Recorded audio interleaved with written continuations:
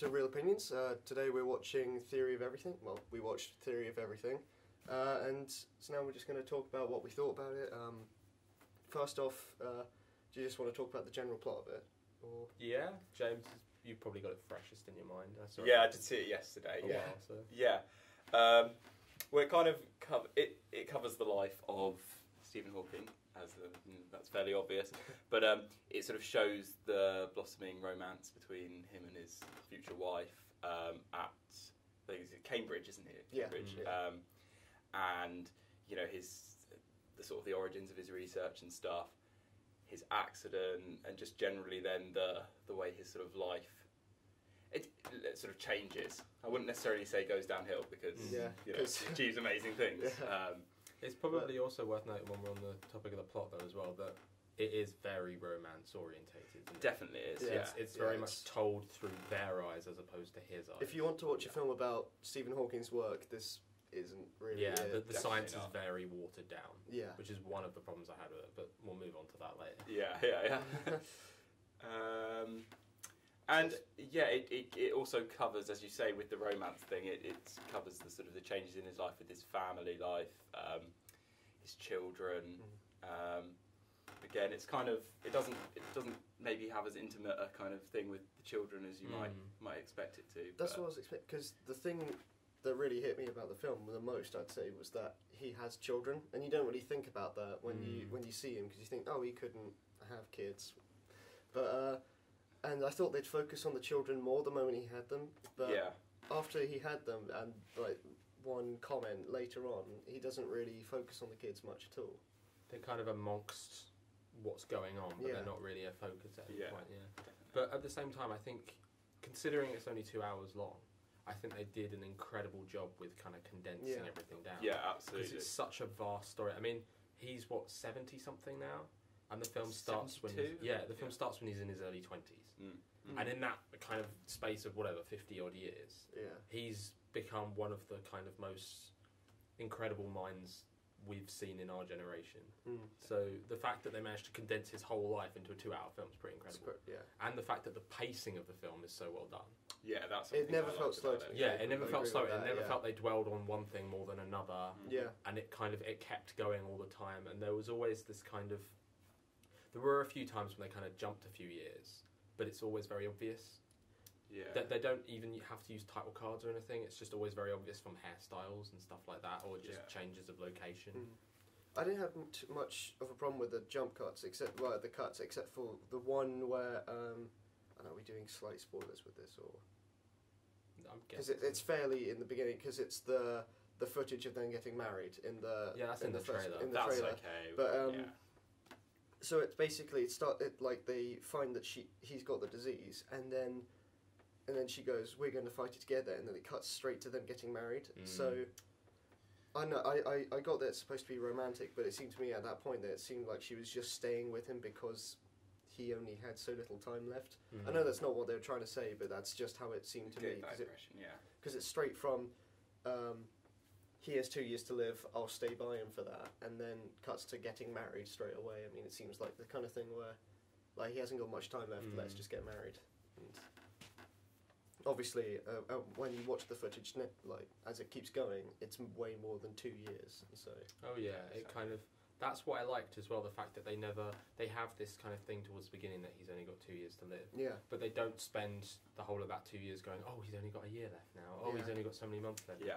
It's not like a countdown. Yeah. They literally just kind of get on with it, and that kind of thought happens to just kind of slip towards the back of your mind. It's only towards the end when you realise, hang on a minute, he's only given 2 years, and now it's been like 20 on. Yeah, and there's one point in the film, this is sort of a spoiler, but he's basically on his deathbed, and his wife chooses to keep him alive, basically. But after that point, it just moves swiftly on. It didn't linger on that. You know, it didn't sort of go back. I think it just kind of keeps going. And I think that goes back to the thing about the pace. It's very kind of concerned with telling as much of his life as possible. Definitely. Yeah. As much as their life as possible, should I say, actually, because it is very much a kind of them two as opposed to just him. It's definitely about those two rather than anything else. Because I mean, it's adapted from her book as well. Yeah. So everything is told from her eyes. perspective. Yeah. Yeah. And kind of linking on from that, I guess, if we just talk about the performances, because they are quite incredible. I think that is really what's selling the film. Definitely. Because it is a very, very sweet film, but it almost feels based around the fact that these two actors are so great together. Yeah, they work very well, don't they? Yeah. They almost look similar. They've got that same toothy grin. And I mean, I loved Felicity Jones before I even saw the film, and Eddie Redmayne I wasn't so certain about. Yeah. But having seen it, I kind of fell in love with both of them almost, because they're just so adorable. It's actually, and I mean, even considering her role is much less famed. Obviously, Eddie Redmayne is the one getting all of the Oscar buzz, all of this stuff. I mean, she might end up nominated, but the chances of her winning are actually quite small. Yeah. Whereas Eddie Redmayne stands a very good chance now. He's won the Golden Globe. But when you see her performance, it's a lot more subtle than his. True. But one thing that I thought with his performance is, is often people will criticise and say like, oh well. Like last year with supporting actor winner Jared Leto, a lot of people said, oh, well, anyone playing that role was likely to at least be nominated. Yeah. And people would maybe say that because he's playing a guy with severe disabilities. But it goes beyond that, I think. It's not... I mean, this isn't to say that Dustin Hoffman, say, in Rain Man, where he plays an autistic character, it's not to say that that isn't an amazing performance, because it is. But this goes beyond that. It's like it's physical acting. Even before he does the disability, even before he has the disability, he's incredible. Yeah, he's really good. This is like subtle little nuances in his performance. There's something very kind of authentic about everything he does. Definitely. And it's so you don't ever feel like it's the same feeling you get when you watch Daniel Day-Lewis do something, especially in things like Lincoln. You don't feel like you're watching an actor portraying a character. You just feel like you're watching that character, Definitely. that person. And that's what I think sets apart the Oscar winners from the nominee. Yeah. That's why I think Eddie Redmayne is definitely worth it. But at the same time, I feel like there's so many people that are worth it this year. Yeah, true. But I think because it's so striking, I think that's what puts it ahead of the field. Because you could say that there's an art like I mean, if Jake Gyllenhaal, for example, gets nominated, his performance in Nightcrawler is a lot more subtle. And so there's a great deal of skill in that, in a sort of more limited role, creating that kind of that persona.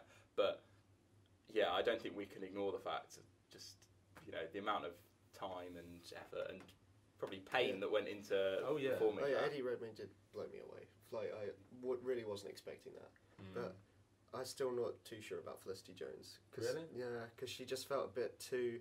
I mean, she did the really emotional scenes well, which I liked, but then the not everyday scenes, because it's a film, it's not everyday, but I mean the more regular scenes, she just seemed a bit not bland, but just not like. I feel like there was a lot of kind of connection with her, almost cut back, because it was much more of a kind of, they knew that the selling point of the film was him. The selling point was Stephen Hawking's life. This is a film about Stephen Hawking. So there were a lot of the kind of trials and stuff she went through in looking after him that were reduced to single things. Like, I don't know if you remember that scene where they go visit, I think it's his parents or her parents, I can't remember whose, but they go out to the country and it's just after he's got the wheelchair. Oh yeah, and she's struggling with the luggage. Yeah, you kind of see her in the background struggling with it. And it's very, very subtle. But stuff like that, I feel like if they had blown it up more, made much more of a kind of... Obviously, they didn't want to because it wasn't that sort of film. But if they had, we would be talking about her performance a lot more. That's what I was thinking. I think they clearly focused on Eddie Redmayne because he's got... Well, he's the not more important, but he's the focus of the story. Yeah. And then kind of moving on from that, the whole idea of Stephen Hawking being the kind of focus and then kind of figuring out a biopic. I was a little bit disappointed that they didn't focus as much on the science of it. That's definitely my main disappointment with the plot, just because I know, like, if it wasn't for the fact that it's a biopic, I'd say that they just put in the science just to tie together this love idea. Yeah. And it's definitely, they bring in the science at the beginning to say, oh, he's brilliant, and then they forget about it for a decent portion of the film, and then at the end they just put it all together in one big speech where he essentially just talks about how great humans are and how important love is. Yeah, which I doubt all those people really came all that way for 3 questions and then gave a standing ovation. But I was hoping there'd be a bit at the end, going on to I don't know, maybe some sort of shots of the actual Stephen Hawking sort of doing things. Like, it sounds stupid, but just, he almost sort of took on a celebrity status later in his life, which isn't at all the case in any of the rest of the film. He sort of seems quite sort of, they don't seem particularly well off, the family, and. Just think of he was in The Simpsons and stuff. He wants to be in a Bond film now. Does he? Yeah, he said that. So, I think it could have done more of that. Perhaps I would have preferred more of that than the sort of the initial stuff at Cambridge. Like there's a scene where they're dancing. They're at the ball, aren't they? Oh, the Mayball. Yeah. I think a lot of that is quite kind of integral to setting up their romance. Definitely, of course. And also, Cambridge is an integral part of his sort of personality, and I mean, it's definitely part of him now because it's always what they link back to when they think of him. Yeah. But I think, basically, perhaps I viewed it more as a romantic film than a biopic. I think that's. Yeah, it's more. I think if it had been marketed as that, we wouldn't be. That's the thing. I think because it is a romance film, but it's been marketed as a biopic. Yeah. Because it's kind of an Oscar-y kind of. I wouldn't say Oscar grabby film because it feels a bit more kind of laid back than that. Yeah. But it is marketed as this is about the life of Stephen Hawking as opposed to this is about the romance between him and his wife. Yeah. Which and I can kind of understand why they took that approach because you kind of have to take an approach when you approach someone's life that's this vast. So obviously he's done so much, and they could go through kind of the science of his life and the science of all of the kind of black hole stuff and all that stuff. But I mean, he's written books on that. There's probably documentaries on it as well. So it would have just been nice. It would have just been nice to have it a little less watered down. Yeah, because it feels like other than the very very beginning, as they move on, it just turns into him standing in front of a room of people saying black holes. And then him standing in front of a room of people, going radiation, and some people going, that's preposterous, and then someone else going, no, it's not, and then they all clap again. Yeah. And him looking at a coffee with milk in, and looking at a fire, and crazy effects going on. And then he says a word, and everyone goes, brilliant! Yeah. The one bit that actually kind of epitomises that, remember when he stood in front of David Thewlis and the other kind of professors at Cambridge? Yeah. And he's at the Viva for his PhD. And they're kind of going through it with him, and they're like, well, this bit's a little bit derogatory, this bit's not great and stuff. But at the end they go, brilliant, Stephen, brilliant. And I'm like, where did that come from? Well, because I think they said like chapter 1's like not that great, chapter 2 needs more, and then he says like chapter 5. This is brilliant. I think that's what. But it was definitely. Yeah, it feels like. But why is it brilliant? These Viva things are supposed to last hours and hours and hours, and you've done it in 5 minutes, or less than 5 minutes. It felt a bit like an X Factor audition in that part because it's like the 3 judges, and then they're just like, "You've come a long way. You've had a rough time. There's a lot of tough competition this year, but you're going through to the finals." And then the one thing as well that I would have liked to have seen, even if they had just featured a couple of minutes, just explain it. The machine he has in the later stages of his life that helps him speak. I'd love to have known how that works. Because they don't really explain. They just say he has the little clicky thing. Clicker, and then they just have the voice coming out and they go, oh, it's American. And he's like, is that a problem? And it's a funny joke. But why, how does it work? Well, it's very confusing. On the topic of the funniness, I really did not expect it to be as funny as it was. Yeah. And that was also probably one of my favourite parts of it, is that they made it quite funny. And apparently Stephen Hawking's a very funny guy, though. Yeah, no, I think he is. He dedicates a lot of time. I mean, obviously, his kind of timing is quite a problem, but at the same time, you can see that even when he's younger, he's like, humour is a major part of his life. And I guess that's kind of maybe a kind of thing I didn't like so much as the fact that they maybe almost dwelled too much on that. It felt like the only person in the film that experienced the kind of heavy blow of everything that was going on was his wife. Yeah, there was a lot of time where she was going through all the tough bits and he was just standing there laughing at what was going on. Yeah. And it was kind of like very uplifting, going, oh, how can this guy have such a sunny disposition when he's going through this? But at the same time, you don't really see him kind of... You don't ever see him sort of collapse, except for like the one time where he breaks the table in Cambridge. Like, when he doesn't really... Yeah. There's a few moments where he kind of dips into quite a bad mood, but you think he would get that a lot more often than he does in the film. Yeah. So certainly, but I do think it, the humour thing, it's a very difficult thing to do in a film like this.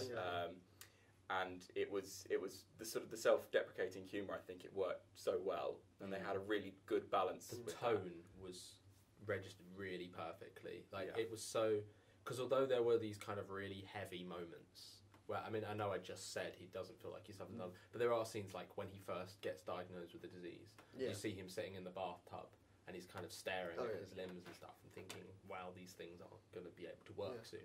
And there are moments like that, but at the same time they're kind of paralleled so well with the romance, and the romance is done so sweetly, and the humour is there to kind of make it a bit more light-hearted, and it feels like there's just that perfect balance between everything. Yeah, definitely. And you know, I think it's a tearjerker film, and I think it knows that. But and it plays it up in some parts as well. Yeah, but it made me cry. So, so it did its job. It did its job. I felt like it should have made me cry, but it didn't. Cold. I feel a bit like if they'd focused more on the kids, I think I would have. Like if they, like if there was some part where you realise it's like he can't go and hug his kids or something like that, that would make me like feel sorry. But they have a similar sort of thing in that vein at the end when he's doing the speech and he gets up and he picks up the girl's pen, and that was that I really liked, just because it felt like it was going on from a biopic to more of a making an actual film, and it was making a statement. Yeah, that's true. When I first saw that bit, it did weird me out a little bit though. Yeah, I was just kind of like, this. It felt a bit out of place at first. I was kind of like, this is kind of. I mean, I liked it, but at first it did take me by surprise.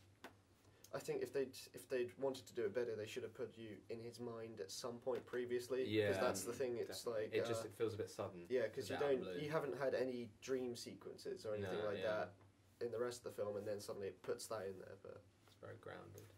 But and following that, you have that flashback thing where it sort of winds back through the film, doesn't it? And I really didn't like that. I thought that was. I felt with that was, even though it feels like a very British film, that bit I was like, this is for America. It winds back all the way through his life, and the whole point of the film is that you've been on that journey and you remember that journey. You don't need to see it all in reverse and remember how he was. You know, I don't think that. It felt like almost like trailer footage in that bit. Exactly. Just and I think really the film should have and it does in the most part work to show how he is now and that he's great as he is now. And then just putting that on the end, it was almost a bit like, oh well, look, he was like this before, and that was his life was better then, but which isn't necessarily the case. Ultimately, all of the problems I have with the film really are down to little things like that. Yeah, I think it is much more of an actor's film. Definitely. It's kind of aimed at the praise that you end up giving it is more for the performances than the kind of structure of it itself. Even though the structure is very good and the tone is very well kind of calculated and stuff. Should we go on to ratings then? Yeah, I just wanted to quickly talk about the cinematography for a moment. Oh yeah, go for it. Because every person that I've read has said they think it's beautiful, and I feel like I'm the one person that didn't like how it looked at all. Just because it felt like it was a higher budget TV movie to me. That's how. Yeah, I know. I totally get that. I could have seen that on that could have been a BBC TV movie. Yeah. Did you actually see the BBC did a Hawking TV drama? Oh, they actually did? Yeah, about 10 years ago with Benedict Cumberbatch in it. But it was all at Cambridge, I think. Right. I've seen kind of clips of it. It's not very good, the clips I've seen. But it's quite interesting that there is that parallel. Yeah, definitely. But you know, I mean, it was either really ridiculously blue or really ridiculously orangey, and it just felt like it was a TV. I wouldn't go so far as to call it visually poor, but I wouldn't call it visually striking. It's not poor, but it's not. But it was what I thought was it was similar in the Imitation Game in the sense that you know how the Imitation Game has those cutscenes which are a bit unnecessary, the CGI cutscenes, and there were some bits like that in The Theory of Everything where maybe if they focused on having some really nice cinematography rather than these sort of CGI effects like the eye and him. It felt like the cinematography for both films, like we're talking about the Imitation Game at the moment, but it just felt a bit dumbed down at times. Like it could have been spectacular, but instead it was just good. Like, it was kind of by the book. It did what it needed to do, exactly, but it didn't go further than that. I get that. Yeah. So shall we move on to ratings? Yeah. Right. James, you want to start? We'll start with you. We'll see what you think. I'd go a solid 7 out of 10. I mean, I think Eddie Redmayne and Felicity Jones are incredible. I feel like I should go so far as an 8, actually.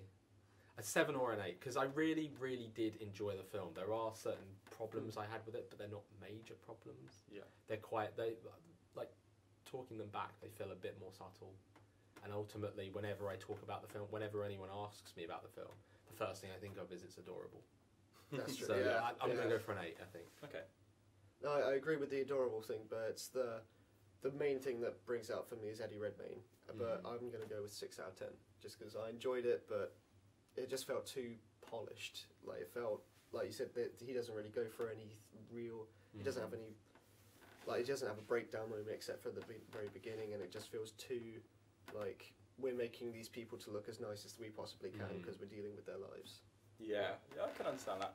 Well, yeah, I came out of it thinking, oh, this is a 9 out of 10 film, because that's how cynical I am. I'm not 10 out of 10. But, when I sort of gone away and thought about some of the little problems with it, I think really I have to say 8 out of 10. But it is a very good 8 out of 10 for me, like a really good, because I do like strong performances, and Eddie Redmayne, I mean, I have yet to decide where his performance ranks for me personally, but it's easily one of the best I've ever seen. I usually find with these kind of Oscar season movies, where a lot of it is focused on the performances, like you had this, and Nightcrawler felt very much kind of like that as well. And Imitation Game especially, that's what kind of drove me mad about Imitation Game. But these performances very focused towards kind of awards-worthy things. Oh, yeah. Like you wouldn't. The whole idea of them is that you enjoy them because they're kind of very cinematically rich rather than that they're generally enjoyable. But this I felt was generally enjoyable as well. Yeah. Which is why it kind of took me by surprise a little bit. Yeah. Right. Awesome. Okay. So I think that just about wraps it up. Great, thank you for watching.